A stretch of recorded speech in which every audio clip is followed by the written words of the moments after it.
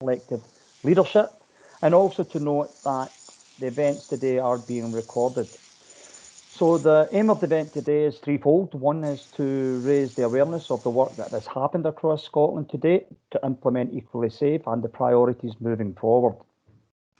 Number two would be to explore the key leadership role that different stakeholders can play in ensuring that tackling violence against women and girls and gender inequality is recognised as a strategic priority and is embedded as part of a wider COVID-19 recovery, renewal and transformation planning.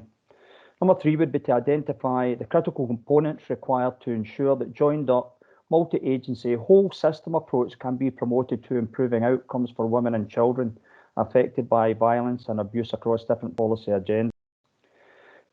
Today's session is part of a calendar of events taking place across Scotland and indeed the whole wide world to mark the 16 days of activism against gender-based violence.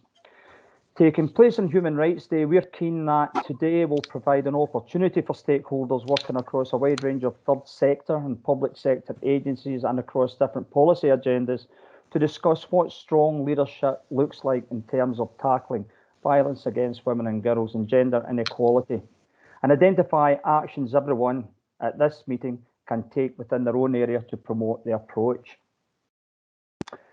We're keen today to be as interactive as possible and to provide opportunities for stakeholders to share work taking place across Scotland to ensure person-centred pathways are in place for all women and children who need them.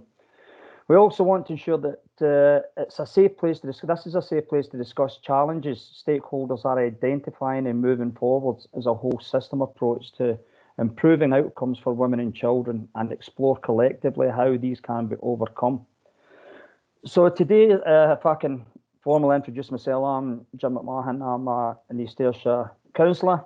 I have the portfolio for safer communities and older people. But among many other roles, I was appointed White Ribbon Champion. I thought somebody knew my background when I was appointed White Ribbon Champion, but they didn't. It was fate for me and a bit of coincidence, because I come from a background where I used to witness on a daily basis. My mother, who was my hero, beaten regularly off the back alcohol-fueled attacks, where she would have her nose broken, her eyes blackened, her arms in plaster, where there was police, ambulances, attempts on her own life on 3 occasions. But she came through all that. And when I was appointed White Ribbon Champion, I spoke to her and I'd asked her about the role and discussed it with her, how I could make people aware about violence against women through that lived life experience, both as a kid's perspective and now also point of view. So that discussion with my mum took place. I lost my mum in March this year, but I'll still carry on, obviously, in this role that I'm doing now. And her words were, if you can prevent any single person from going through what we went through as a family, then you get out there and you do that for me, son. So these words resonate all the time with me. And it's with that in mind today, and not just today, that all the way out through the rest of my life, that I will do the best I can to help assist and prevent that. I know we're here today with that discussion about eradicating violence against women. Eradicating is it's a very, very challenging word, and we set the bar high, really high, when we use the word eradicate. Violence against women and girls, it's like a disease, and unfortunately, like coronavirus, we don't have a vaccine to cure that. So we've got to keep working collaboratively as we're today to meet the challenges and carry these challenges forward and grab them, meet them head on, and see where we can take this to try and meet that challenge that we have in the eradication of violence against women. I had the pleasure last year of attending the first conference on the 25th, the Improvement Service Cllr and Public Health Scotland conference, which took place in the Cllr offices on the 25th.